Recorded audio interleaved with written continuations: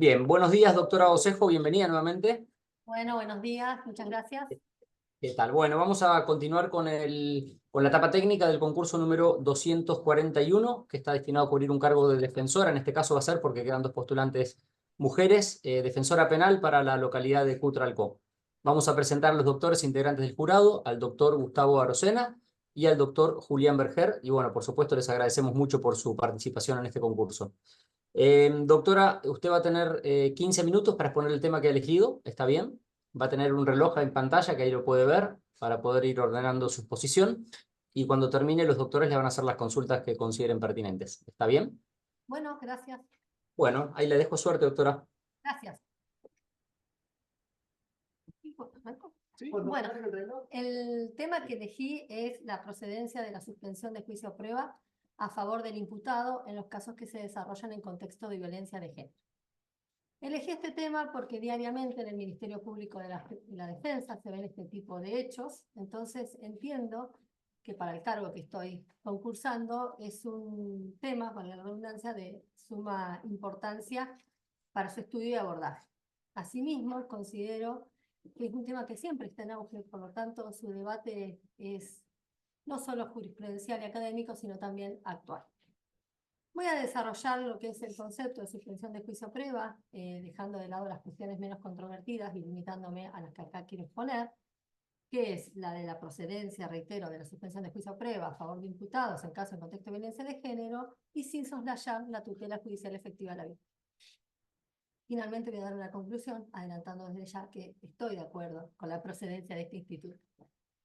La suspensión de juicio a prueba es una herramienta alternativa de resolución del conflicto que implica que en determinados casos, verificarse los requisitos objetivos y subjetivos, se pueda suspender la investigación contra una persona por un determinado tiempo y sujeto al cumplimiento de determinadas reglas de conducta. Así, vence el tiempo, se verifica que se cumplimentaron las reglas impuestas y se le dicta el sobreseimiento total y definitivo a la persona sin que se registren antecedentes penales condenatorios en su contra. En la normativa nacional está prevista en el artículo 76 bis y ter del Código Penal. En la normativa provincial está prevista en el artículo 108 del Código Procesal Penal de Neuquén y asimismo el artículo 159, inciso 3, lo prevé como uno de los actos conclusivos de la investigación. Teniendo en cuenta la aplicación de la tesis amplia surgida por la doctrina de la Corte a raíz del fallo Acosta, puedo decir que es una herramienta sumamente efectiva para la resolución de determinados casos, ya que se puede solicitar y conceder esta vía menos gravosa que una condena, lógicamente, y que a su vez va a implicar obligaciones para la persona que la solicita.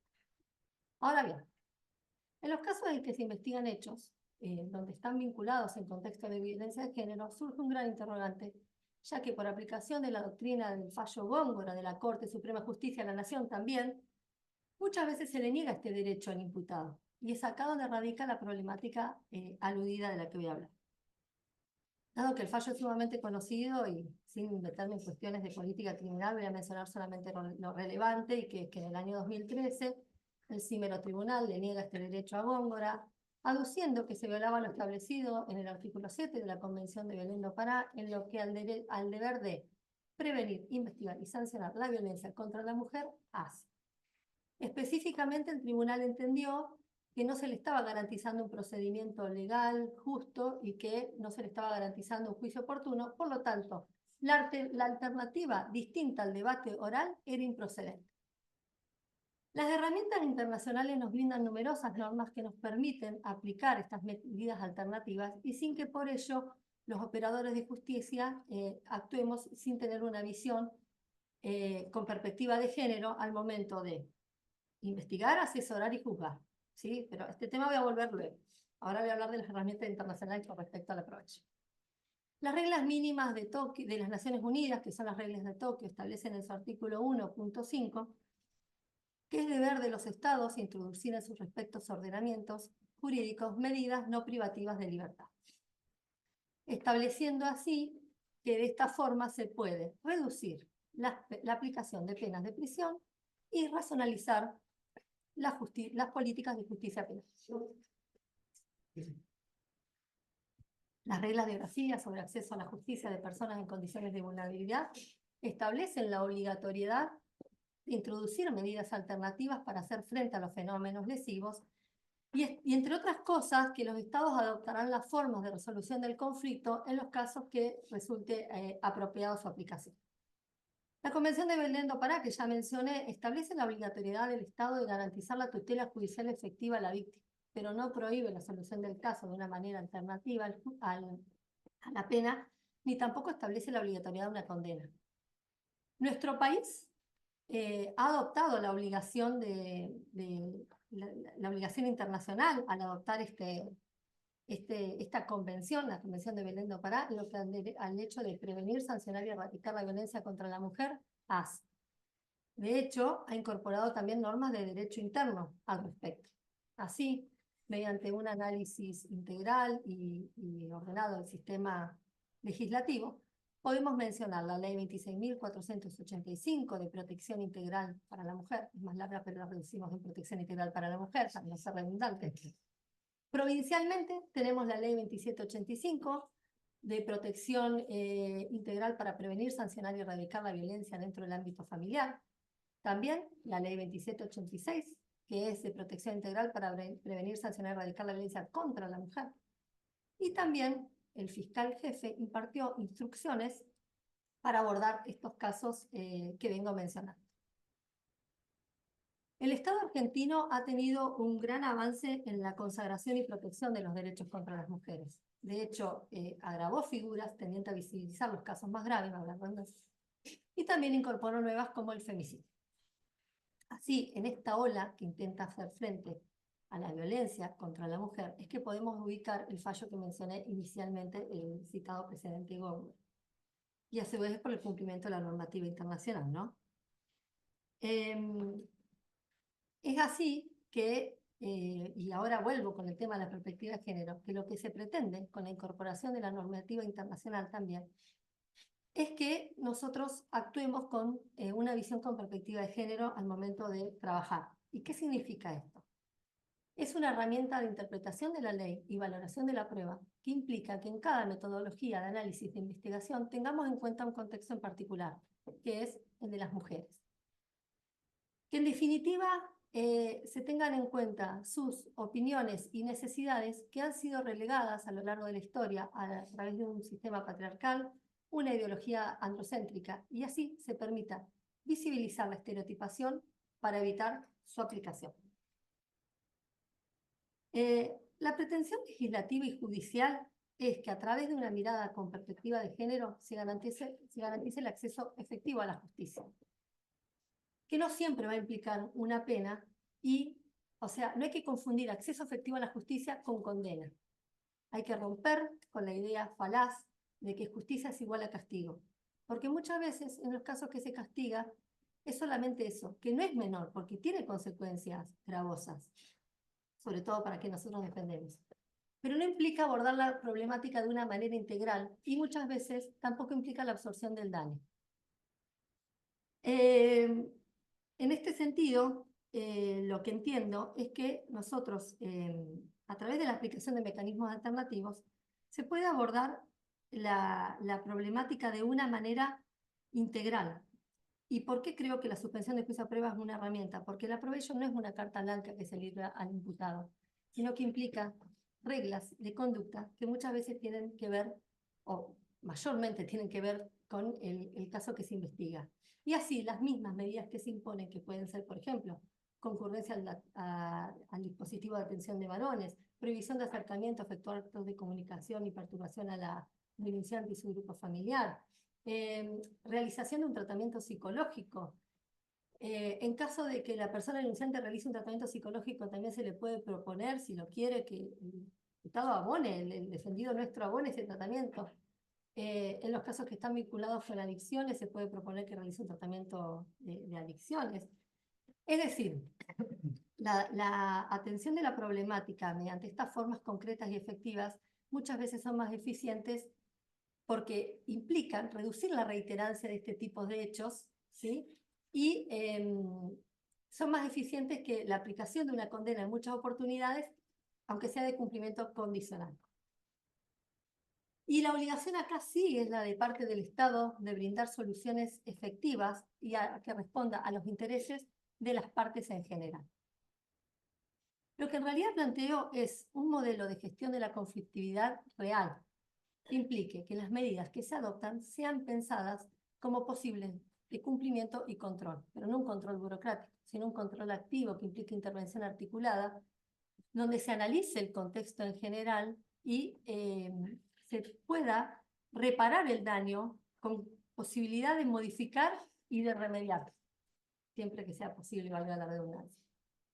En esta línea, la jurisprudencia ha morigerado un poco el tema de la rigidez del fallo Góngora. De hecho, el año pasado, el Superior Tribunal de Justicia de la provincia de Chaco, en un fallo, concedió la suspensión de juicio a prueba, teniendo en cuenta esto: una escucha activa de la persona denunciante, un análisis del contexto general y fundamentalmente el respeto a la garantía del imputado, de nuestro defendido, de que se respete la aplicación de la pena como última ratio al derecho penal.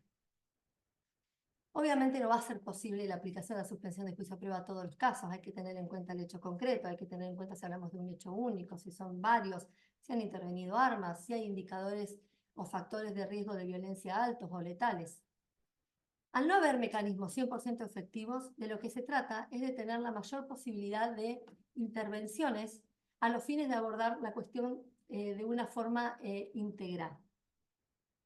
Es así que las ideas confrontadas que surgen respecto de la posibilidad de conceder esta vía, este instituto, este derecho para nuestro defendido, sin que por ello se vulneren las normativas internacionales sobre acceso efectivo a la justicia, sobre tutela judicial efectiva, acceso a la justicia, y se respete la actuación con una visión con perspectiva de género, solamente va a poder ser desentrañada con una escucha activa y conducente de la persona denunciante, con el análisis del caso en general y el análisis de la persona en particular. ¿Sí? Bueno, se me está terminando un poco el tiempo, así que voy a dar la conclusión, que ya la vengo anticipando, ¿sí? Y es que estos casos, digamos, es factible aplicar la suspensión de juicio a prueba y sin que por ello el Estado incurra en responsabilidad internacional por no aplicar los mandatos internacionales y además tampoco incurre en responsabilidad internacional por no actuar con perspectiva de género, siempre que se escuche a la persona denunciante, es decir, la víctima. El juicio oral y público no puede ser la única solución para este tipo de casos, tampoco una aplicación sistemática y automática de la probation. Siempre hay que estar al caso concreto. Y finalizando voy a decir una frase de Julieta Di Corleto, que me parece apropiada, que es: la obligatoriedad de conceder la suspensión de juicio de prueba a todos los casos de que conste hechos con violencia de género es discriminatoria, pero la prohibición de concederla a los mismos es arbitraria. Muchas gracias. Perfecto, muchas gracias. Gran manejo del tiempo. Gracias. Bueno, le adelanto algo que usted ya sabe, por una cuestión de equidad y de transparencia, vamos a hacer la misma cantidad de preguntas y también los mismos interrogantes a las dos postulantes, ¿no? Para evitar, como digo, este trato inequitativo, ¿no? Bien. De todos modos, yo no puedo con mi genio, me pareció muy interesante la intervención y quiero hacer alguna pregunta personal, una inquietud personal vinculada con lo que acaba, doctor, usted exponer, ¿no? Este tema de la probation en contexto de violencia de género. Creo que está vinculado con la derogación del avenimiento en algún sentido. Usted sabrá que en el año 99 se modificó la regulación legal de los delitos contra la integridad sexual, incluyendo entre sus disposiciones generales el avenimiento, ¿no? Esta propuesta que partía de la víctima en condiciones de igualdad, proponiendo o postulando, pero no incurrir en redundancias, la resolución del conflicto, siempre que se hiciera en condiciones de igualdad, le permitía al juez excepcionalmente, ¿no? Apartarse de lo que importa la legalidad procesal, en orden a continuar con el proceso. ¿Tiene alguna opinión respecto de esa derogación del instituto? Yo creo que, bueno, ya lo repetí mucho en el caso, creo que hay que tener en cuenta siempre la cuestión de la opinión de la víctima denunciante. Obviamente, y más en casos de violencia sexual, contra la integridad sexual, perdón, hay que tener especial cuidado porque son hechos graves, es un delito muy grave, pero en realidad creo que hay que tener en cuenta la opinión de la víctima y de hecho, como mencioné en el tema, el fiscal general incluye instrucciones al respecto. Lo que dice es que en ese tipo de hechos hay que tener en cuenta la opinión de la víctima, o sea, la resolución es acorde a la opinión de la víctima, ¿sí? Para que el fiscal preste o no el consentimiento con respecto a este tipo de hechos. También después lo incluye con la violencia de género, ¿sí? Y bueno, los abusos sexuales incluyen también violencia de género, pero creo que siempre hay que tener en cuenta porque hay que también evitar la revictimización y hay que evitar el tema de la exposición constante. Una persona, digamos, que sufre un tipo de hecho de este tipo, está sometida constantemente al proceso, está revictimizándose, porque, bueno, por las entrevistas y demás. Entonces creo que hay que tener en cuenta, digamos, la posibilidad de su consentimiento, de su expresión, de su deseo. Le agradezco, era una inquietud personal. Ojo, perdón. Siempre que obviamente esté debidamente asesorada, contenida y demás, ¿no? Hay que tener en cuenta la situación en particular, ¿no? Sí, sí, de hecho la ley aludía a una propuesta en condiciones de igualdad, Claro. ¿no? Lo que suponía un debido asesoramiento a la víctima para que haya Sí, propuesta nosotros en Cutralcó, perdón que me interrumpí, No, no. Tenemos el SABIR, que es el Centro de Atención a la Víctima, y que ellos emiten informes respecto de, digamos, de las condiciones, y también informe respecto de los riesgos, ¿sí? A lo largo del proceso se va acompañando a la denunciante y van haciendo informes respecto de esto. Y además nosotros como defensa tenemos como facultad pedirles informe, o pedirle informe si lo consideramos necesario también, a los fines de poder plantear esta situación, ¿no? Sí, sí. Porque, bueno, hay que tener especial cuidado. Esto se vincula a una de las preguntas que estamos pensando. Bueno, perdón esta derivación, me salí del protocolo, pero quería No, no escuchar pasa nada. su opinión sobre eso. Vamos a las preguntas, si les parece. Sí, solo para hablar sobre este tema que es muy, muy interesante y llevarte a una cuestión un poquito más práctica. ¿Qué herramientas utilizarías en una audiencia prevista por el artículo 108 cuando la defensa no cuenta con la conformidad del fiscal para el otorgamiento del beneficio? Bueno, como dice el 108, la oportunidad para para solicitar la aplicación de la suspensión de juicio a prueba es hasta el momento del juicio. La oposición del fiscal debe ser razonada y motivada, ¿sí? No cualquier oposición es la que cuenta a los fines de rechazar una suspensión de juicio a prueba. Y la herramienta que tengo es la de interponer impugnación. Tengo, digamos, el derecho a interponer impugnación. Hay fallos del Tribunal de Impugnación que han establecido esto. Y uno es de Cutralcó específicamente, que establece esto. Dice, el fiscal no puede ser caprichoso, por ahí no usa esta palabra así tan cordial, ¿no? No puede a su antojo decir cuándo sí, cuándo no. Tiene que ser una cuestión fundada, razonada, ¿sí? Y si bien ellos muchas veces aducen la cuestión de política criminal, también hay que tener en cuenta no solamente esta instrucción que mencioné inicialmente, sino también en cuenta el abordaje del conflicto en general, porque también pasa digamos, no por criticar, ¿no? Pero a veces hay que explicar bien de qué se trata esto, ¿sí? De qué se trata la suspensión de juicio a prueba, de lo que puede reparar o no, de lo que puede solucionar o no, y explicar esto de, hay veces que hay personas que solo quieren ser escuchadas, hay veces que hay personas que no quieren que la persona vaya presa, porque también hay que tener en cuenta, como dije en el tema, el contexto. Estamos hablando de un defendido que por ahí no sé, es el que provee la cuota alimentaria y demás, hay veces que no quieren que vaya preso una persona así, ¿sí? Siempre que hay que tener el derecho. Pero el recurso que tengo es el recurso de impugnación para interponer ante el Tribunal de Impugnación y ha hecho lugar al planteo de la defensa aduciendo esto, que la oposición del fiscal debe ser fundada y razonada. También ha pasado que el fiscal presta el consentimiento y es la Defensoría de los Derechos del Niño, la querella institucional, quien se ha opuesto porque ha dicho, no, porque a mí el niño me dijo en una entrevista, bueno, también dijo lo mismo, hay que ver el abordaje, ¿sí? Cuántas entrevistas, qué se habló, qué se explicó, qué entendió, pero el recurso que tengo es de impugnación. Saliendo de tu tema, te quería preguntar qué opinión tenés sobre la realización de acuerdos parciales dentro de lo que es el marco del litigio estratégico. Bien.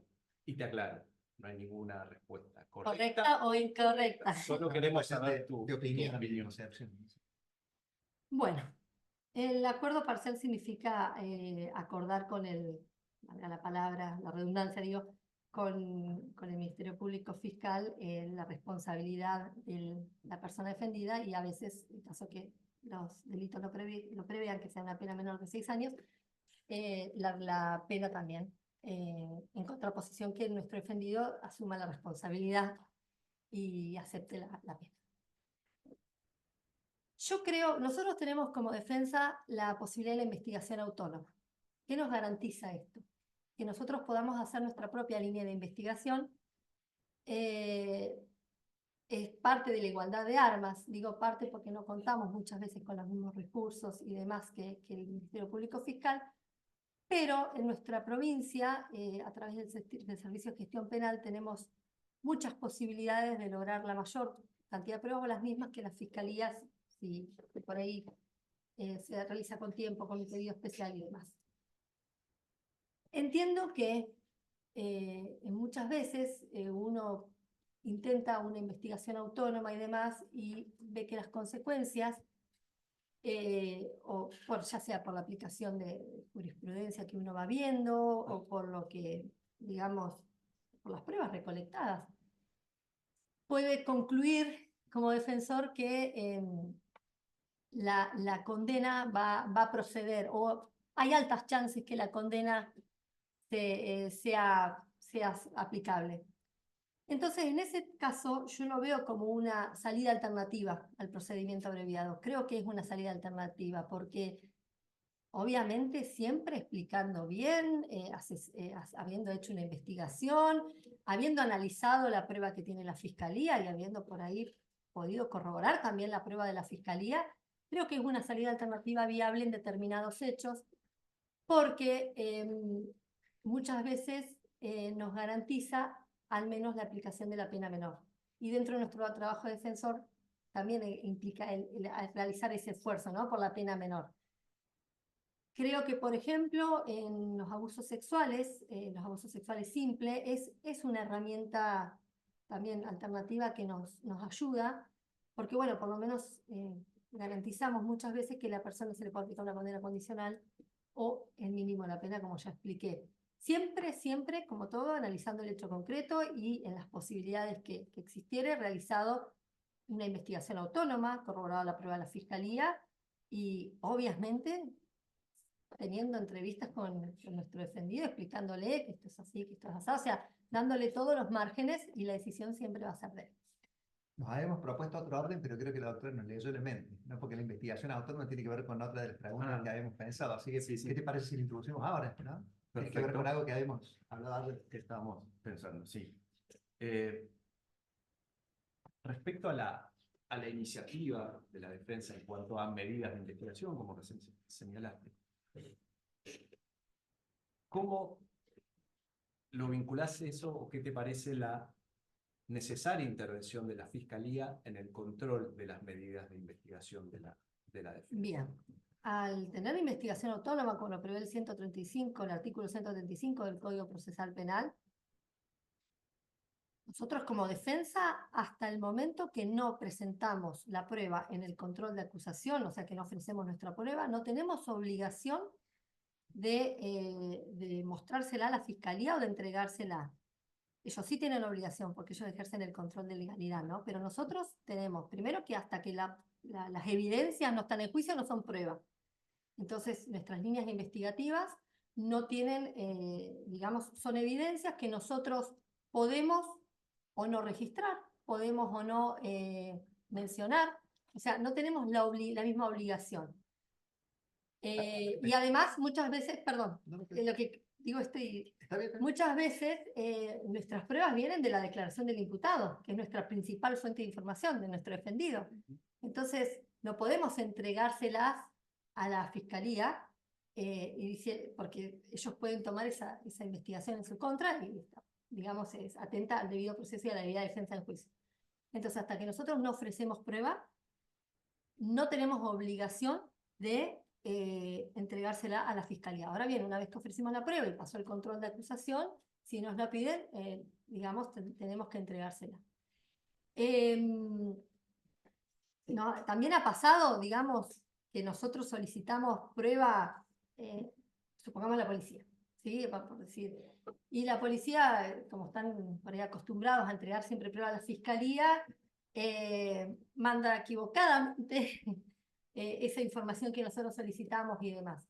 Bueno, no puede ser bajo ningún punto de vista utilizada por la fiscalía esa información, porque es información que hace a la prueba de la defensa y hace la debida defensa, nuevamente lo nombro, y a la investigación autónoma nuestra generación de nuestra propia prueba. Yo preguntaba, me entrometo en tu pregunta, Julián. Sí. Está clarísima lo que usted nos dice respecto de la falta de la ausencia de una obligación de la defensa, ¿no? De comunicar a la fiscalía. ¿Qué pasa si la fiscalía se entera y pide participación en determinado acto probatorio? Imaginemos de tipo pericial o informativo. Me niego, me opongo, y si quiere pedirlo ante el juez, en una audiencia 36.1, que es el control de la investigación, me negaría y me pondría también. No es obligación. De hecho, nosotros no tenemos obligación ni de registrar nuestras medidas de prueba. Que lo hagamos por una cuestión, nuestras medidas de evidencia, ¿no? Que lo hagamos por una cuestión, lógicamente, de prolijidad, tranquilidad, pero no tenemos obligación. Está muy claro. No tenemos obligación. Doctora, ¿uno interrogante sobre eso? No. Yo la llevo a las últimas dos preguntas. A dos, perdón, pero bueno, yo así que piden última, porque eso es como esperanzador. Es el ámbito de la coerción, ¿no? Usted Sí. sabe que en materia de coerción, una de los presupuestos de procedencia es la existencia de riesgos procesales. Sí. Y las leyes en general, la de Neuquén no es una excepción, alude al pronóstico de condena de ejecución condicional o no, como un baremo a tener en cuenta Claro. esos fines. Mi pregunta es, ¿cómo se evalúa ese pronóstico de condicionalidad, teniendo en cuenta que hay escalas penales que tienen un mínimo que va por debajo de los 3 años y por encima de los 3 años? E incluso delitos que tienen su máximo por debajo de los 3 años. Por debajo de los 3 años. Exacto, Claro. se entiende la pregunta, ¿no? Entonces, ¿cómo tener en cuenta este pronóstico de condena condicional o efectiva a los fines de la... Inicialmente por el tema de la carencia de antecedentes penales de condena, ¿sí? Lógicamente, si carece de antecedentes penales de condena y el delito prevé una pena menor de 3 años, sería un baremo objetivo, digamos. Pero también, y acá hago una extensión analógica en beneficio de nuestro defendido, hay hechos que por las circunstancias del caso, por ahí tienen penas mayores, pero por las circunstancias del caso se puede prever que van a tener una posibilidad de una condena de ejecución condicional, pese a que el delito esté previsto una pena mayor, y en esos casos también sería factible aplicar, digamos, lo del pronóstico, ¿sí? Igualmente, no quiero hacer referencia al examen escrito, pero igualmente la Comisión Interamericana ha hecho un informe y ha como incorporado que hay que tener en cuenta siempre a los fines esto, el tema del mínimo de la pena, ¿sí? Entonces, bueno, si estamos hablando por ahí de una persona que tiene antecedentes penales, pero es un delito que se investiga, que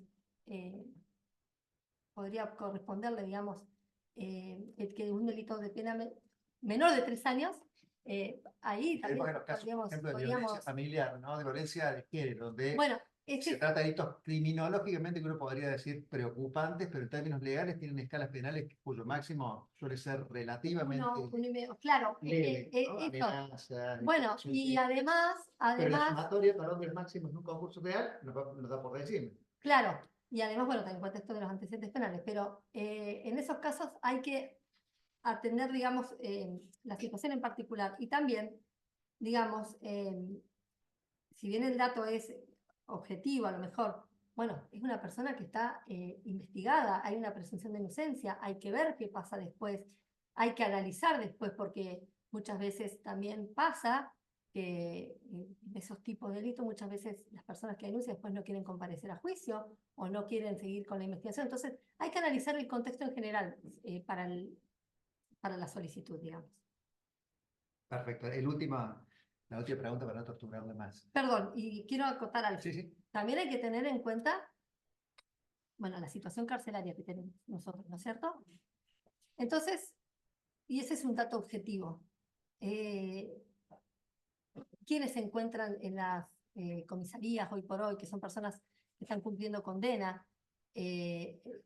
Entonces también, si vamos a pedir una prisión preventiva, además de la cuestión de esto de decir, acredito, el fiscal debe acreditar que los otros riesgos no son suficientes, además de eso, bueno, tener en cuenta esta situación a los fines de pelear una prisión preventiva. Entonces, si está siendo investigado muchas veces, además de oponernos, nosotros podemos plantear como alternativa, bueno, decir, bueno, planteo una prisión domiciliaria, una prohibición de acercamiento, comunicación, perturbación, una tobillera, puedo plantear también como alternativa a eso. Entonces,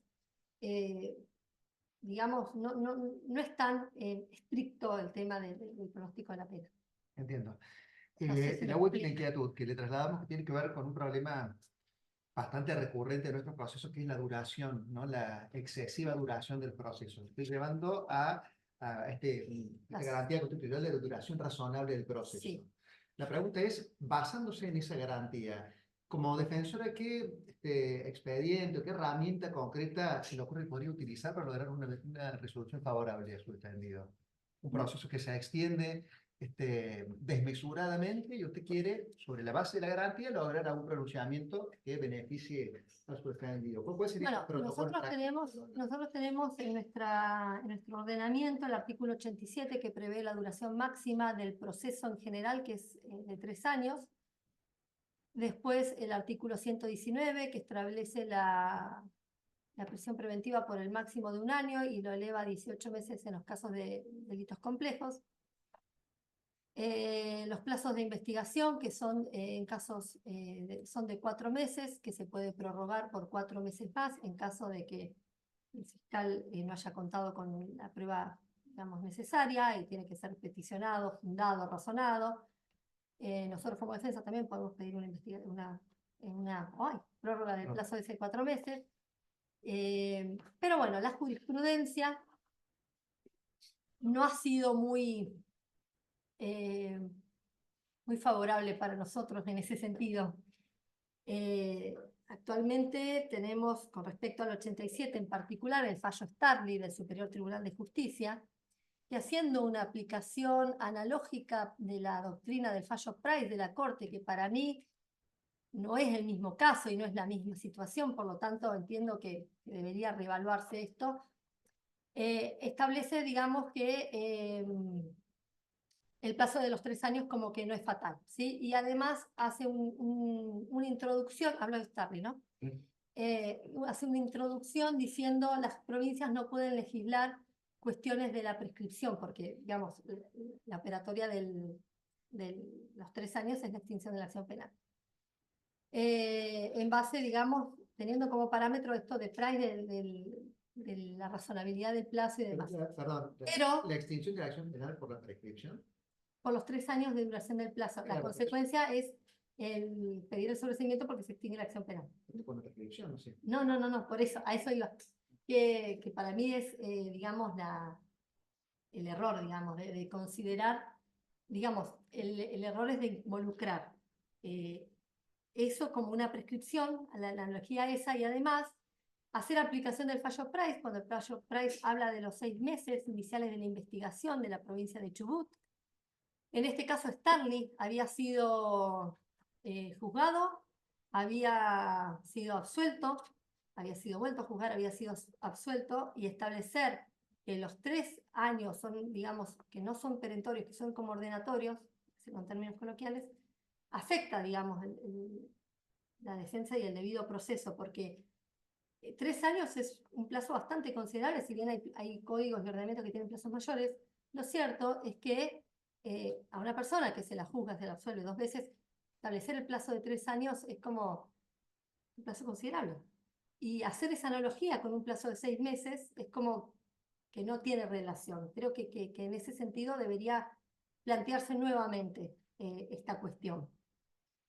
Y la Corte también fijó los parámetros, el doctor Lorenzetti creo que fue, que fijó los parámetros para decir cuándo el plazo es razonable, y dijo, bueno, que hay que atender siempre a las circunstancias del hecho en concreto, a la actitud que ha tenido la persona que se investiga, y a las acciones y diligencias que ha llevado a cabo digamos, quienes tienen la obligación de investigar, porque en realidad el error está ahí, que vos tenés un plazo para investigar, realizar todas tus medidas, bueno, tiene que ser suficiente, tiene que alcanzar, en palabras coloquiales, ¿no? Coloquiales.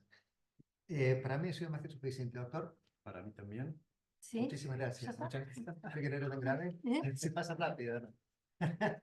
Bueno, muchas gracias. No, muchas gracias. Bueno, perdón, ¿vamos a ocultar las notas? Después